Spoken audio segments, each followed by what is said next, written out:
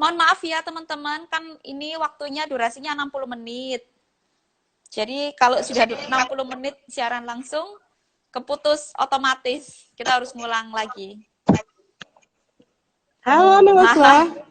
Ngapunten ngene nggih, kalau live IG kan cuma 60 menit. Jadi kalau 60 menit sudah habis, dia terputus sendiri. Oh, nggak. Iya, ya Allah Nggak, saking ini asiknya barusan ada yang ngobrol WA. ini. Iya, saking asiknya Ada yang ngobrol ini. Sampai nggak ada yang kerasa. WA saya barusan dari Blitar, Iya, Neng. iya, Assalamualaikum dari Blitar, YPDI. iya, iya. Tapi Neng, Siapa ini lagi Banyut, ini? Banyut ngapain ya gabung lagi ya? Oke, Neng, kita Banyak, lanjut, Neng. Bang. Oh, masih lanjut lagi? Boleh. Iya, iya, masih banyak. Aduh, pertanyaannya hilang yang tadi, Neng. Monggo, Neng.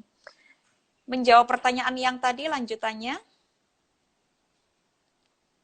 Oh, Mendidik dengan nggih. cinta, Jadi ya. melanggengkan doa itu 4 momen ya. Saya ini dalam ulang terus menerus di mana-mana 4 momen ini. Pada saat anak mau tidur, sebisa mungkin yang dilihat adalah wajah kita, gitu. Dan kita menghantarkan anak kita tidur dengan ayo berdoa bersama nak, gitu. Biasanya sih kemudian saya meminta maaf pada anak-anak, gitu ya. Nak, maaf ya kalau hari ini saya tidak pernah punya ART di rumah ya Neng gitu. Dulu pernah 3 tahun punya anak asuh gitu yang di rumah gitu. Tapi ya tetap saja sendirian gitu. Itu mestilah ada keselnya, ada melototnya barangkali begitu ya.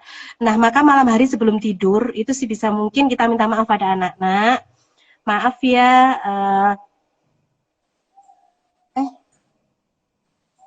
Nak, mohon maaf ya tadi pagi mama marah-marah, ibu tadi pagi ada marah-marahnya gitu. Minta maaf sebelum anak tidur, kita minta maaf. Karena kita tidak tahu apa yang akan terjadi besok. Jadi kebiasaan minta maaf pada suami, pada anak itu sebisa mungkin sudah kita menjadi kebiasaan kita gitu. Dan jika pada saat mau tidur anak itu melihat senyum kita, mendengarkan kalimat-kalimat yang baik, insya Allah tidurnya nyenyak gitu. Insya Allah tidurnya nyenyak karena pada saat gelombang otak anak itu menuju dari alfa menuju beta ke tetra, pada saat anak sudah lelap itu yang diingat adalah yang terakhir gitu, yang terakhir. Maka sebelum tidur maka sebisa mungkin sebelum tidur kita minta maaf dan mengucapkan hal-hal yang baik saja. Pada saat meminta maaf ini sebisa mungkin kita hanya minta maaf. Jadi maaf ya nak, tadi mama marah. Kamu sih nak, nggak usah begitu. Jadi cukup minta maaf gitu. Tidak usah mengungkit-ungkit lagi. Iya, jadi anaknya nggak jadi seneng gitu. Udah minta maaf, maaf ya nak, tadi mama marah. Terus makanya kamu jangan ini, anaknya nggak jadi lagi seneng.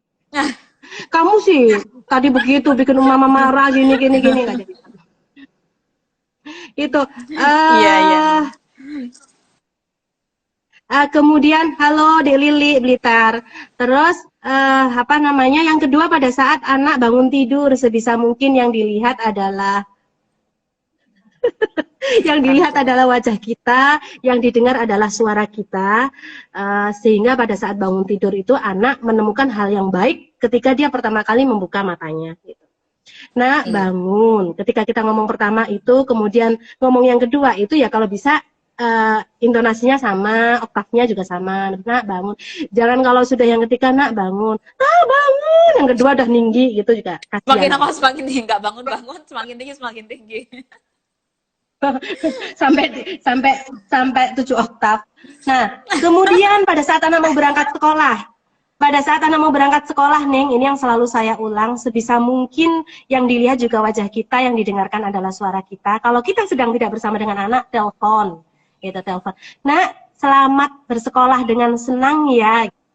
Jangan lagi pesennya seperti zaman dulu itu, jangan nakal ya gitu. Itu aja pesennya gitu. Jadi berbeda-beda lah. Kalau ternyata anak kita mungkin kurang berbagi, itu berarti pesannya adalah, nah nanti selamat bersekolah dengan senang ya, nanti berbagi ya gitu. Seperti itulah. Kemudian Kemudian pada saat pulang sekolah itu kalau bisa yang menyambut juga kita dengan senyum, dengan tatapan mata, dengan doa. Nah, pada saat mau berangkat sekolah ini biasanya kalau kita kenal dunia pesantren ini dengan sobok ya, Ning. Gitu. Saya Iya, biasanya nyuwuk anak-anak dengan sobok gitu. Bacakan Fatihah, a'udzu bikalimatil tammati min syarri ma khalaq, bismillahirrahmanirrahim, la yadurru ma ismihi syai'un fil ardi wa la fis samai.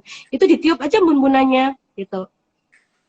Ditiup di insya Allah doa-doa orang tua itu akan membaluri anak kita seharian gitu. Sehingga ketika mungkin di sekolah ada temennya yang ngajak nakal, ada temennya yang mungkin ngajak bolos atau apa, yang diingat adalah doa orang tuanya itu tadi gitu. iya. Baik. Mungkin gitu. Iya. Neng Evi, saya ini Dalam nanti saya takut dimarahin Mbah Nyut ini. Saya mau curhat juga ini. Sebenarnya ini di luar tema ya nih ya. Sebenarnya usia berapa sih anak-anak itu bisa dilepas untuk tinggal di pondok pesantren atau di asrama, berpisah dengan orang tuanya? Karena saya juga punya anak yang balita-balita. Pinginnya sih ya anak-anak bersama kita terus, tapi anak harus mondok, anak harus berijtihad sendiri dalam mencari ilmu, anak harus tirakat, dan tirakat terbaik itu menurut saya kok lepas dari orang tua, dia mencari ilmu sendiri, baik itu di pesantren, di pondok, di asrama. Ini sebenarnya usia keberapa sih ini yang pas untuk melepas anak-anak? matur nuwun pertanyaannya Neng Uswah.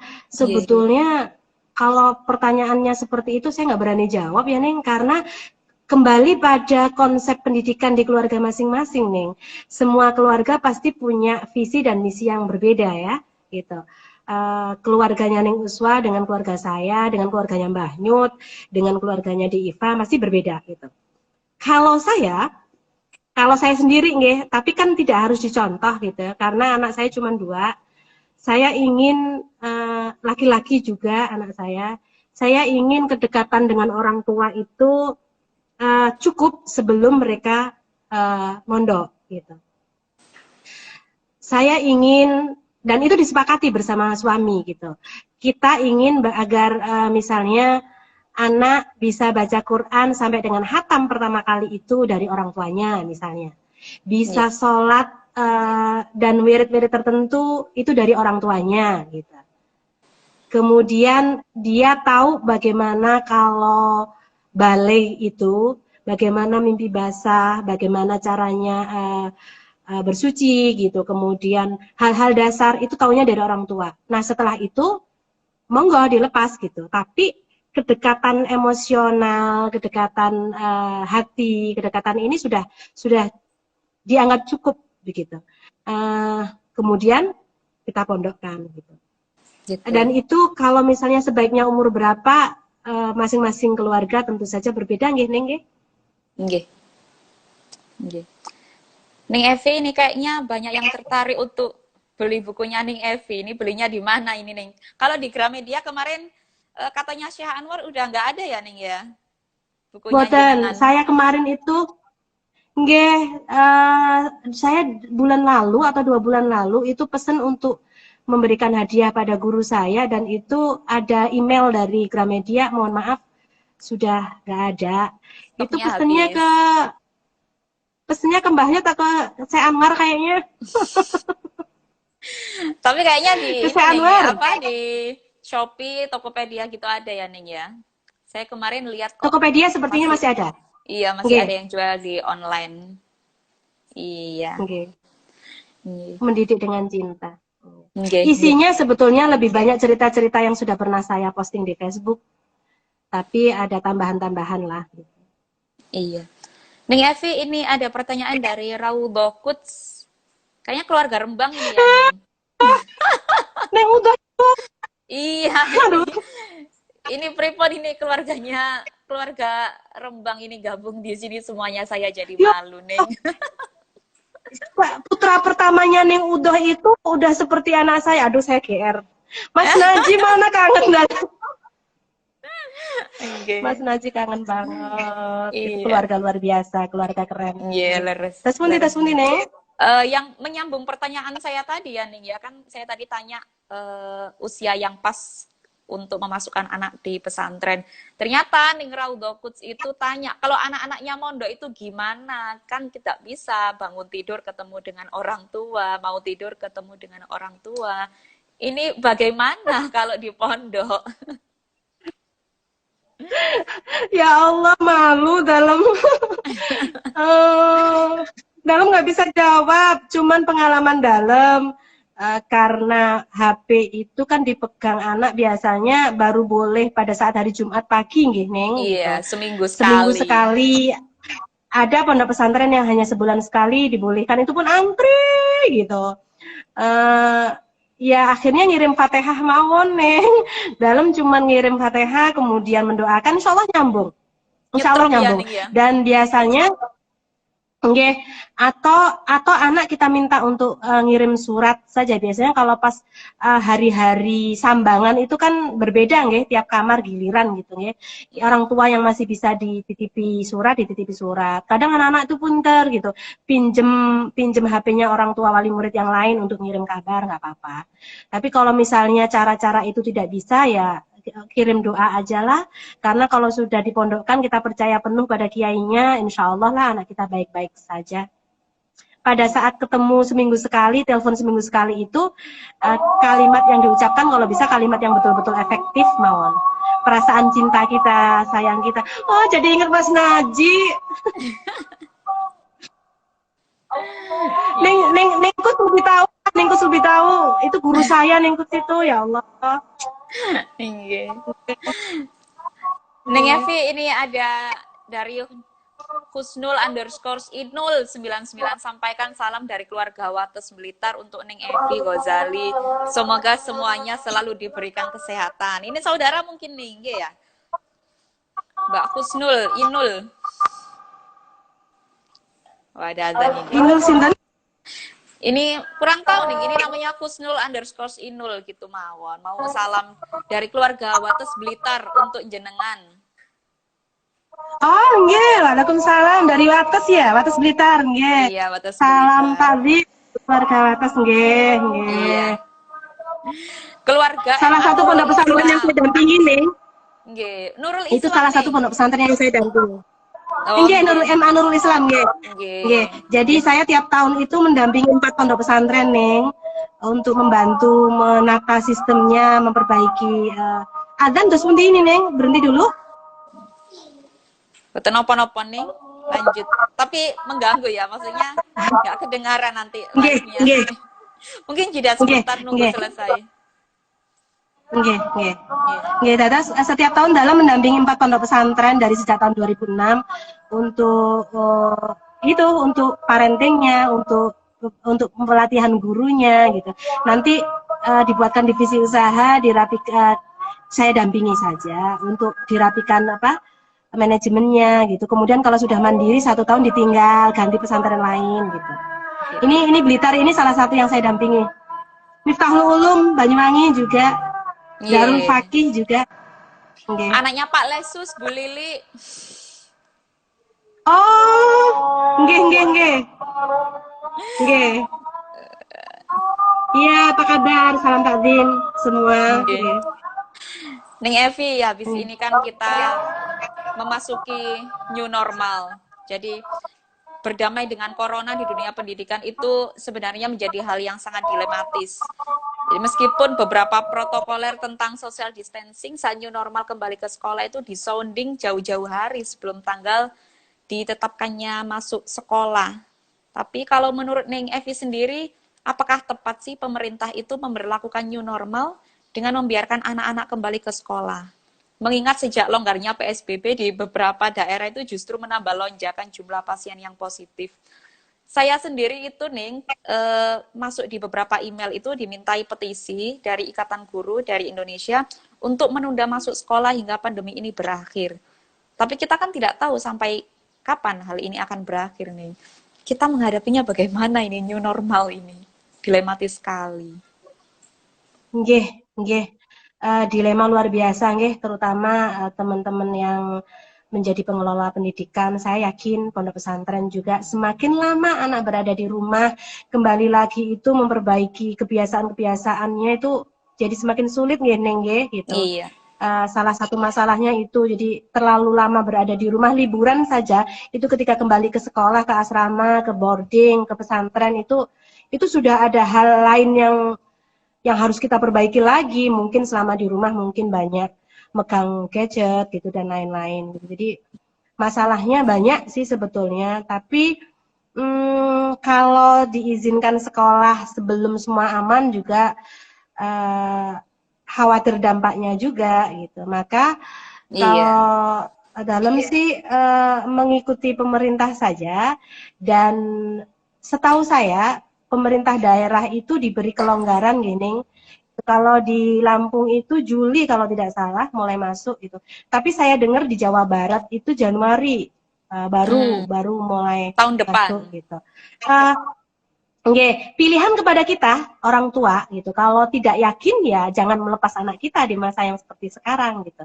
Tapi kalau kemudian kita yakin sekolah juga menerapkan protokol COVID yang sangat ketat, ya monggo gitu. Seperti yang saya tulis yang juga sudah dibaca Ning Uswah itu satu kelas itu berarti paling tidak 10 sampai 15 saja maksimal gitu. Iya, sip-sipan gitu ya Kemudian Ning ya. satu minggu nggak, satu minggu sekolahnya hanya sekali atau dua kali begitu.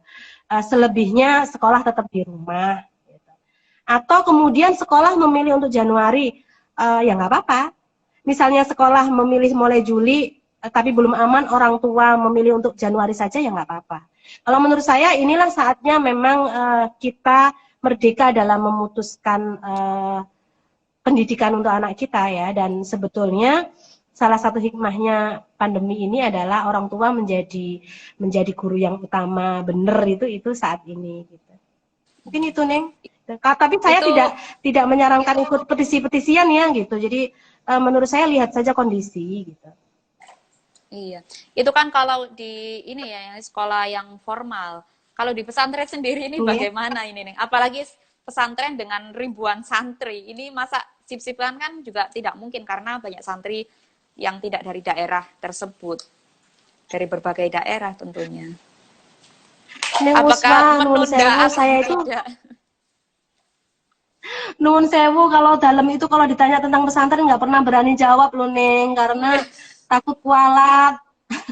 Jadi kalau pesantren Iya, pasti sudah punya pertimbangan-pertimbangan sendiri lah, nggih, karena iya, eh, kalau saya sih percaya pada para kiai kita lah memutuskan kapanpun untuk memulai pondok pesantren itu insya Allah sudah melalui istikharah, melalui pertimbangan yang panjang, dan doa kiai itu kan insya Allah kencang banget nggih untuk santri-santrinya gitu. Jadi saya tidak berani iya. Neng kalau ngomongin pesantren nggih. Nggih, dalam Terkadang kan percaya sama kiai-kiai. terkadang itu kan dari pengasuh pesantren sendiri sudah memutuskan sudah nggak apa-apa masuk aja anak-anak pondok ini kan kasihan. Tapi kan itu bertabrakan nanti dengan pemerintah, tentunya dengan pemerintah kota, pemerintah daerah. Wah ini kok kan sebenarnya nggak boleh anak-anak ini kembali, tapi baru sudah kembali lah. Itu kan itu repot juga itu nih dilematis. Nggih, nggih. Nggih, nggih. Tapi RMI sepertinya sudah mengedarkan maklumat nggih, Neng, untuk pondok Iya, pesantren nggih. Nggih, iya, Robito Ma'ahid itu. Jadi mungkin selain pemerintah yang kita taati, kalau di dunia pesantren kita punya ulama, ada RMI, ada PBNU, ada kalau yang Muhammadiyah ya Muhammadiyah gitu. Kalau dalam sih di RMI-nya gitu. iya, Ya, ngoten Neng. gini. Ya, tapi di luar Iya. itu kalau ada pesantren yang ingin memutuskan yang lain, misalnya ada pesantren di luar itu ingin memutuskan sekarang sudah mulai bisa, ya nggak apa-apa gitu. Dalam nggak berani bahas kalau pesantren nih. Kak Dim, Kak Dim dalam pesantren ke semua kiai Begitu insya ya Allah. nih ya. Iya. Oke. Iya, terima kasih nih. Ning Evi, pangapunten ini Oke. sebenarnya kan durasi waktu kita tuh 60 menit, tapi kok kayaknya tidak cukup waktu kalau ngobrol dengan jenengan itu pengennya ya sehari semalam. Tapi itu tidak Kayak waktu mungkin. itu ya nih.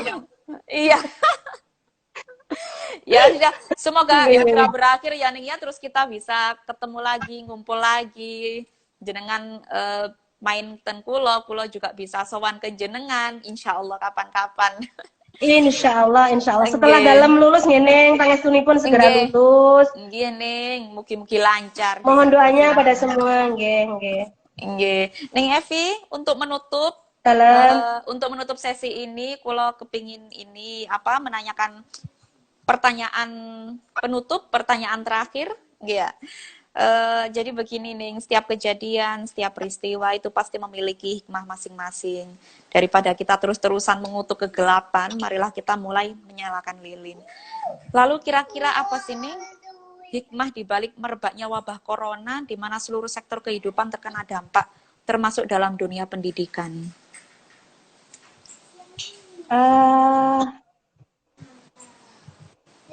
dalam yakin masing-masing orang sudah bisa mengambil hikmah sendiri-sendiri, ngeneng. Tapi kalau dari yang pernah dalam tulis itu ya, kuasa Allah itu luar biasa gitu. Saat inilah kita kembali disadarkan akan kekuasaan Allah. Sebesar apapun kita, sekuat apapun kita, ternyata kita harus takluk pada makhluk Allah yang sangat kecil, bahkan tidak terlihat gitu, yaitu virus COVID itu. Yang kedua, sebagai orang tua, kita disadarkan bahwa tugas utama kita adalah mendidik anak gitu. Orang tua adalah guru pertama dan utama, dan mungkin itulah ya, di masa pandemi ini tugas itu kembali diberikan kepada kita gitu. Hikmah yang lain adalah apa yang memang selama ini harus kita lakukan gitu, dan misalnya menjaga kebersihan, kemudian keluar rumah hanya pada saat penting saja gitu.